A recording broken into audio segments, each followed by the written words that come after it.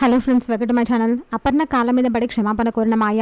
ఇదంతా ఎలా జరిగిందో మనం ఈ వీడియో తెలుసుకుందాం. ఇంకా మాయ అయితే ఇలా అంటూ ఉంటుంది, అసలు ఆ బిడ్డకి సుభాష్ గారికి ఇలాంటి సంబంధం లేదు, నాతో ఇలా కొంతమంది నాటకం ఆడించారు, ఇందులో సుభాష్ గారు తప్పేం లేదు అని మాయ చెప్తూ ఉంటుంది. నాకు మీ కుటుంబం మీద ఎలాంటి కక్ష లేదు, ఎలాంటి పగ లేదు అని మాయ మెల్లగా అపర్ణ దగ్గరికి వెళ్ళి ఇలా అంటుంది. ముందుగా నన్ను క్షమించాల్సింది మీరే. నేను మిమ్మల్ని చాలా బాధ పెట్టాను, మీకు సుభాష్ గారికి మధ్య గొడవలు పెట్టాను, మీరు ఇలా అవ్వడానికి కారణం నేనే, మీరు నన్ను క్షమించాలి అని అపర్ణ కాళ్ళ మీద పడుతుంది. దీనికి అపర్ణ ఏమనకుండా అలాగే చూస్తుంటుంది.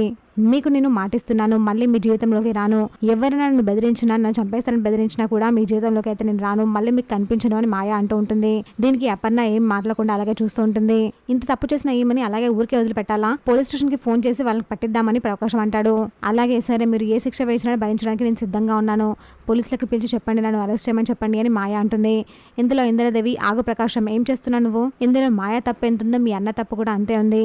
ఆ తర్వాత జరిగిందంతా తను కావాలని చేసింది కాదు, ఎవరు తనతో నాటకం ఆడించారు, ఇందులో తన తప్పేమీ లేదు కదా, అలాంటప్పుడు పోలీసునికి ఎందుకు పట్టేయాలి అని ఇంద్రదేవి అడుగుతుంది. ఇక్కడ నుంచి వెళ్ళిపో, మళ్ళీ మా కుటుంబం జోలికి రావద్దు, మళ్ళీ మాకంటే కనిపించదు అని సీతారామయ్య మాయకి చెప్తుంటాడు. అలాగే అని అక్కడ నుంచి మాయ వెళ్ళిపోతుంది. చూసాక ఫ్రెండ్స్, మరి జరగబోతుందో ఇలాంటి జెన్యూన్ అండ్ అప్డేట్స్ కోసం మా వీడియోకి లైక్ చేసి ఛానల్ సబ్స్క్రైబ్ చేసుకోండి.